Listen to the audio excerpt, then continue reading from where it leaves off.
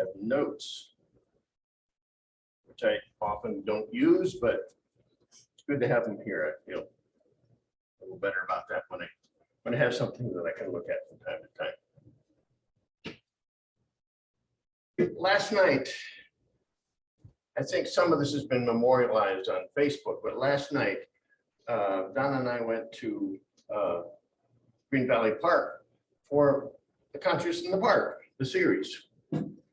And of course, there's that big dance floor in front of the stage there. And last night it was just populated with all sorts of kids. They were loving it. They took that space and they were just going to it. The very youngest of those kids, and one of them was there that I was sure that was no more than a year and a half old, were just dancing to the music and just letting themselves be themselves. The younger they were, the more you could see the exuberance of being who they were and not worrying about what anybody else was thinking. They got a little older, they were looking at their friends to see if they were acting right or dancing right. And the few adults that wandered up there just seemed not to have that same abandon that the kids did. It was a wonderful example of how the purity of childhood, that young stage, doesn't really care. What somebody else thinks about them does not matter.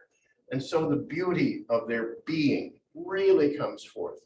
And that's what we're talking about today. Of course, we're in the series for integrity, as Betty mentioned. And integrity, as we learned last week, has much to do with our identity, who we are. And we'll talk a little bit more about that today. And it also has to do with coming from the heart instead of the mind. Looking to your heart, not necessarily looking to your mind. I'd like to talk about two words that are quite similar and can be mistaken for one another to start with. They are individuality and personality. Individuality and personality. And there's a real metaphysical understanding underlying this when we look at it deeply. Let me start with individuality. Well, no, let's go the other way. Let's see, I get to change. Let's start with personality. Personality can be the face, is the face that we present to the world.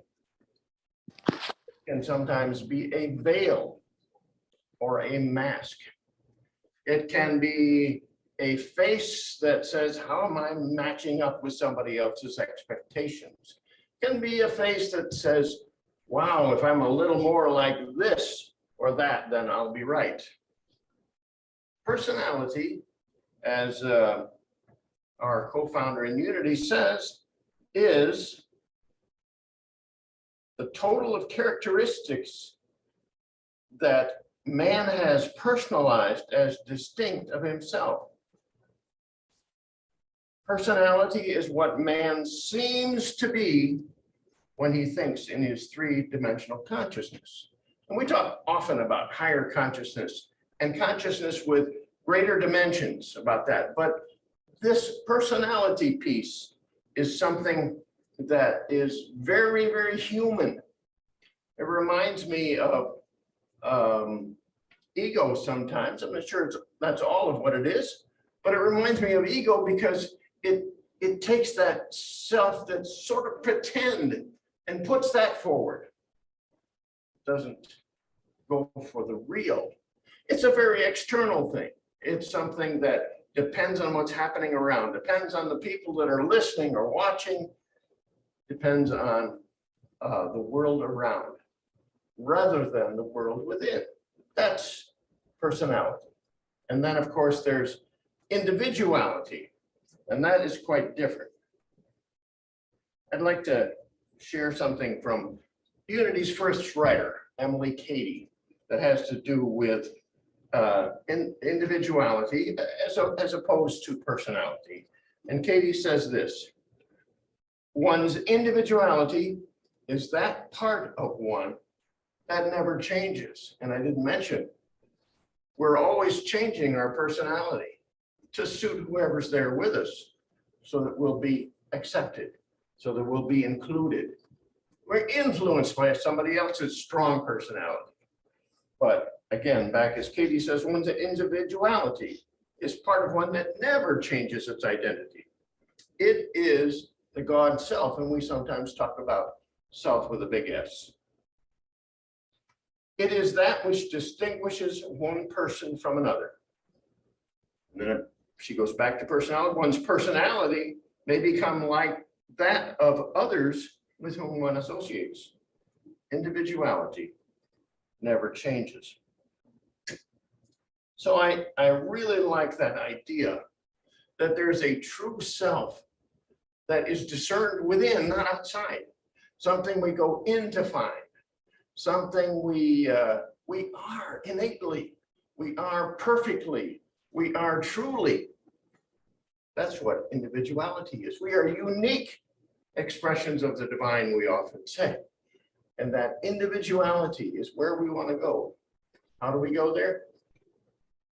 Well, I mentioned earlier, the still small voice.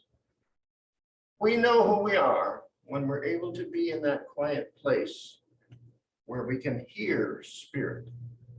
We can almost hear it, and sometimes we can audibly hear it. It's so easy to expect that we'll be like Elijah the prophet, who wanted to hear God, went to the mountain, and there was a torrid wind just whipping through that mountain, some of the winds that we've seen in our globe. But God was not in that wind, loud and strong though it was. And then there was an earthquake, the earth moved. But God was not in the earthquake. And then there was a raging fire, maybe similar to some of the forest fires or brush fires that we've experienced in the West here. And in that fire, God was not in the fire. All that power, that external display was not where the voice of God was to be found. But where? It was found in the still small voice. So if you would be in integrity, if you would be consistent with who you really are, listen, listen, listen to the voice of spirit. And we'll get a little practice at this during meditation. Listen to the voice of spirit. To know your true identity, to know who you are, to know how to, and we're going to move now to another part, to operate in this world. After we consider personality and individuality, we look at something that I like to say, just say no or just say yes. There's that scripture that says, let your yes be yes and your no be no. It was Nancy Reagan. Oh, I was going to ask you this, see if we could figure it out. It was Nancy Reagan who came up with the idea of just say no. That idea precipitated a war on drugs, which I'm not sure how successful that was, but the idea was just say no. And I think that's a truth that for us is important. When we just say no, we are addressing the people around us in a way that speaks our integrity. It's so easy to say yes. For one, you want somebody else to approve of you. You kind of feel like this is good for everybody. If I just say yes to everything, then I'll be all right. But we also remember that we speak often about what is mine to do. What is mine to do? There may be times when just saying no is important. Because being unwilling to say no, that two-letter word, so simple, isn't it? Just being unwilling to say no may mean, dare I say it, that we are lying to ourselves and to others. You know, take my word for this. I believe that it is as easy to say yes as it is to say no. And it is as easy to say no as it is to say yes. So sometimes try saying no when you just, everything within you, all the patterns that you've had, all the ways of approaching life, say, I just want to say yes. Everybody will get along, everybody will be happy. But just say no. It is as easy. Initially, it may be uncomfortable because that's not the pattern that you've learned. I learned very early to say yes as much of the time as I could. I had a mother who really expected a lot of me. And boy, did I try to be compliant. I was going to do everything I could to comply when it really wasn't what I wanted to do. It wasn't me. I think of my growing up time and think of even the time when I was approaching adulthood. I graduated from high school with good enough grades and enough of an athletic background to get some scholarship offers. I played football, wasn't too bad at it. Don't think I ever would have been big time, but I actually was offered scholarships to Dartmouth, Yale, and Amherst. Not big football powers, but schools that, and I was excited about this. However, my parents had expectations for me that I would go to Bible school and I would study to be a minister like my father, which here I am, but it took me a while to get here. And I acceded to their expectations. And while I wouldn't change that because my path has been perfect for me, I might have chosen differently had I been able to say no. No, that's not what I want to do. No, I do want to go to a prestigious school. I do want to really learn, not just learn what Bible classes will have me to learn. So when we're able to discern, and we talked about this last week, who we really are, that done in the private of our soul, when we're able to say, no, that's not me. I really love it when in morning coffee sometimes, any of you who can have morning coffee, we offer everybody the opportunity to say something, to share a little bit about the topic of the day. We read the daily word or another reading. And every once in a while, I'll point my finger at somebody and I'll say, would you like to share? And there's one person in particular, to be unnamed, who is so eloquent and says, no. No. But it's beautiful in that it reflects who, oh, now you're going to know it's a she, who she really is. That beauty of being true to your identity, the beauty of being in integrity by being able to just say no. What happens when we stop lying to ourselves is we begin trusting ourselves more. When we stop lying to others, they begin to trust us more. So I would say again, it's as easy to say no as it is to say yes. Stay with your heart.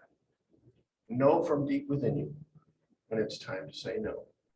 Reverse some of the patterns that have just, you compulsory, it's compulsory, you just do it, you don't think about it.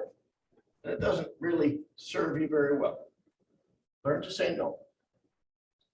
And then there's the just say yes. Now I get to ask you the question. Who promulgated the saying, just say yes? there was a little swoosh that went with it. Nike. Nike, you're exactly right. And advertising slogans that said, just say yes. So I like to think this is important for us as well, but in a different way. Not yes to everything external, but yes to the urgings of our soul. When we go inside, when we intuit what's important for us and we say yes to that, we even surrender to that, we're living in integrity, saying yes to that. Sometimes it's uncomfortable and sometimes it's a little risky, a little scary, but when we're able to say yes, yes, yes to the urging of spirit, that true self within us, that individuality within us, then we more likely are to fulfill our purpose. And when you've fulfilled your purpose, I'm sure you've done that sometime. And it's just such a wonderful, expansive feeling when you realize, hey, this is part of my purpose. I've done it. And it's a wonderful thing. And what gets you there is sometimes just saying yes to the urging of spirit within. So if we were to cap it all off, we would come back to the title of the message. And the idea that what somebody else thinks of you is none of your business. If you're tied to that, something out here, you're going to go a little bit long. You're going to go on a detour. It's going to take you a little longer to get where you want to go. As the song said, and by the way, one of our number here, or two of our number, I'm not sure which, sent that song to me on Friday morning early, 6 o'clock in the morning. I got this email with a song that had the phrase in it that what other people think of you is none of their business. Not exactly like that, but it was just so, and they said, I think this is what you're speaking about. It might go along very well. So we included it in the service today. So if you are to be in integrity, as we often say, live from the inside out. Saying yes always, a compulsion to do that is living from the outside in. Being urged by spirit and letting that come out is living from the inside out. It'll be a little bit different than everybody else. It'll be a little bit scary and a little bit risky, but it will, in fact, be very satisfactory. It'll satisfy your soul. There's a poem, I don't memorize many poems, but there's a poem that I really like. And I want to end with that just because I like it so much. Carl Sandburg. Two roads diverged in a yellow wood. And be one traveler, long I stood and looked down one as far as I could to where it bent in the undergrowth. Then took the other as just as fair, and having perhaps the better claim because it was grassy and wanted wear. And then at the end of that poem, I shall be telling this with a sigh, somewhere ages and ages hence. Two roads diverged in a yellow wood. And I took the one less traveled by, and that's made all the difference. I hope that you'll be able to take the unique road, maybe the one that's a little different, less traveled by, express that as the unique expression of the divine that you are in the world. And so it is. Amen.